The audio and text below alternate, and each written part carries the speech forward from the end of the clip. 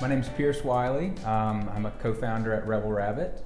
My responsibilities usually kind of fall with marketing, branding, sales, and just general business management. My name is Goldsmith. I am also a co-founder at Rebel Rabbit. My main role is purchasing, manufacturing, production, procurement of materials, and making sure the batches are correct, ready to go out the door.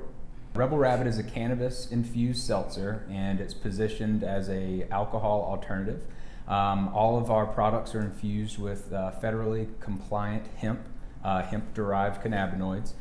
So we have two products, or two product lines, a Delta-8 infused seltzer or a Delta-9 infused seltzer, and we have two different strengths.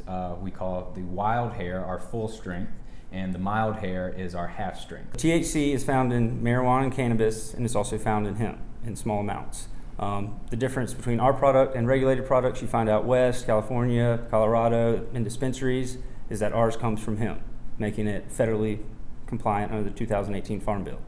We've been lifelong friends since, very small, and I think we both have always wanted to start our own business. I actually started growing hemp for the state of South Carolina in 2018. Ended up linking up with this guy later on. Part of my story is I don't drink alcohol. We kind of got chatting about what would be a good beverage that would keep me out longer that wasn't alcohol. He knows that I use cannabis, and we kind of got to talking about how could we put this or infuse this into a beverage that would keep me out in a social setting. That was the mission. Let's create something that is an alternative to alcohol that is healthier than alcohol, and that's what we think we've brought to market.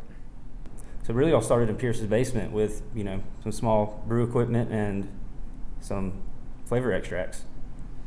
Pretty much from there, we just had that minimum viable product, that kind of proof of concept. We bought a at-home canning system where you manually crank down the lever and seam the can.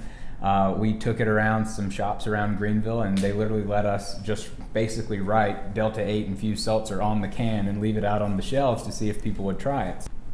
We actually were self-funded until about 6 months ago, so we really bootstrapped it. Billy and I both were working other jobs until January of this year, so we were really moonlighting, we were bootstrapping, and we're working on a shoestring budget for sure. It was very challenging to raise money. We couldn't even really raise money from friends and family initially because everyone said this is a gray area market. I don't know, a stroke of a pen and this thing could be gone, which still is technically true.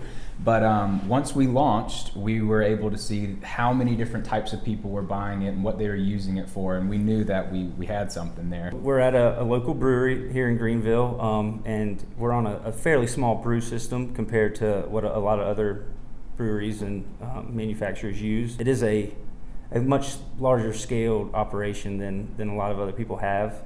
We're using a mobile canner right now. We hope to move into our own facility and have our own canning line and really have everything in-house. Really, we built this drink for Billy and people like Billy. I'm certainly a user of it too, but we kind of figured that was the lane that we were in. As soon as we launched it, we saw that it goes from Gen Z, millennials, as we're getting older and into our 30s, we can't drink like we used to, we can't handle hangovers like we used to, so a lot of people are using it just to cut back. And then lastly, baby boomers. Baby boomers are a huge demographic for us. Once we started getting in front of people, we realized the young mothers and the baby boomers are two of our biggest segments. And I think that, after COVID and the big paradigm shift of mental health, I think that everyone, whether you're a Gen Z or a baby boomer or what you are, that after COVID, everyone really took a hard look at their mental health, and, alcohol was a big piece of that. So I think it really sparked everyone's interest. We did launch with an online store, a direct-to-consumer store, so that still is a relatively small percentage of our overall sales. Next to that, you have the direct-to-consumer channel, then you have our retail channel, and then kind of our strategy is doing that until you get critical mass in a market, and that makes you more appealing to a distributor. So, drinkrebelrabbit.com is the website, and you can order online there directly. You can go to our store locator and see if it's near you. Drink Rebel Rabbit is our Instagram as well, so you can find us there. And if you live in the 29607 zip code in Greenville, we'll deliver it to you.